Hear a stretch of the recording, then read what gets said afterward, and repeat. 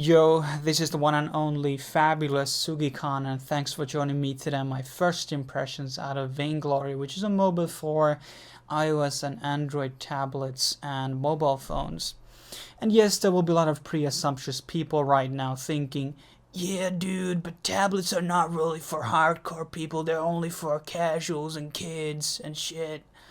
But actually, like, Vainglory is a rather good game, and it's even though you don't have a mouse and keyboard, doesn't mean necessarily that the game is rather easy or it will be super casual. Yes, there are some simplistic elements into Vainglory, which I will be talking about in a second, but rather good experience for so far, and I was very positively surprised. And in the beginning when the game was announced, I was kind of hectic. How is this gonna work on a tablet or a phone? Like, how can you play on a small screen like that?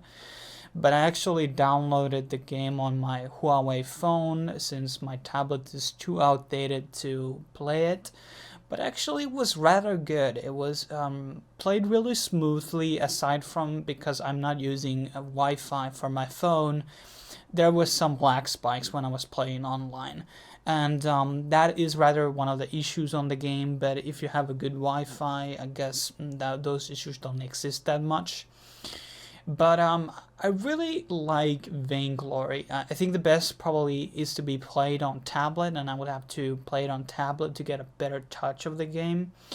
And the game offers a very good tutorial system. Even though I'm experienced MOBA player, I don't really have issues learning these. But if you are new to MOBAs, I think this game has a very, very good way to teach people how to play them, the basic mechanics. Because one of the League of Legends content creators known as Ciderhelm was actually hired by the super evil Megacorp, who is the owner of Vainglory. I mean the developers.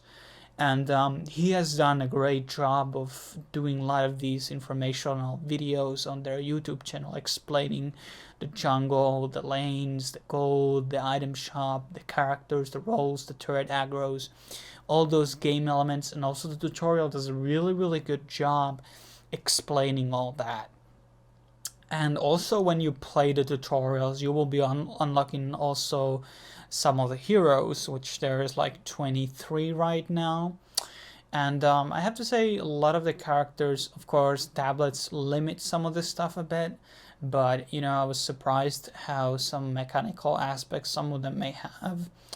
And you still have, like, everybody has a passive, 2 abilities, normal abilities, and 1 ultimate, essentially.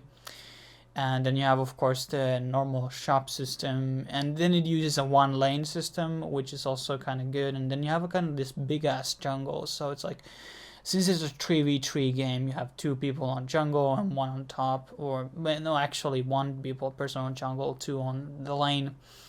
Or you can even try lane. To my understanding, it's still a viable choice.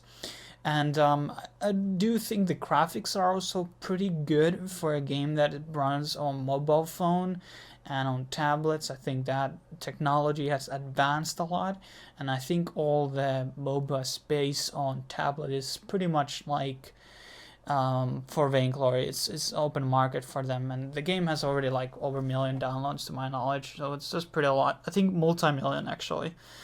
And out of the ones that I've looked at, I haven't played the other ones on my tablet or anything, but I think Vainglory stands out as the best. I think they have a great art. They have a lot of investments on the game. As I said, you unlock a lot of the heroes already in the beginning. You get some ice and skins. And this has a type of a loot system also comparable to Dota, where you get like ingredients and then you can build them to a skin, which is kind of cool. And I have to say that it's a really cool game, and it's something that you should definitely try out if you're going to a bus to a school or work, because it's portable. It doesn't get, the games last like 5 to 10 minutes. I can't really comment too much on yet the balance. I don't have enough hours on it, but I probably will be talking about that in the full review. I also been watching a while because they made also a partnership with OGN, which is the Korean television channel that broadcasts esports. They have done a good production value for the OGN League, And I think the Vainglory is a rather good title, and I see a big future for it in esports. It's more accessible to watch, but there's of course some problems that exist. Player base and connection issues are probably the biggest problem right now, and there's not really like a good way to fix it. I guess you can code it better or something. I haven't looked too much into how much the skins cost and all that, but I think the system is rather fair, and I see them always giving out ice on their Twitter and stuff like that. So I have talked to some of the developers, and they're pretty cool.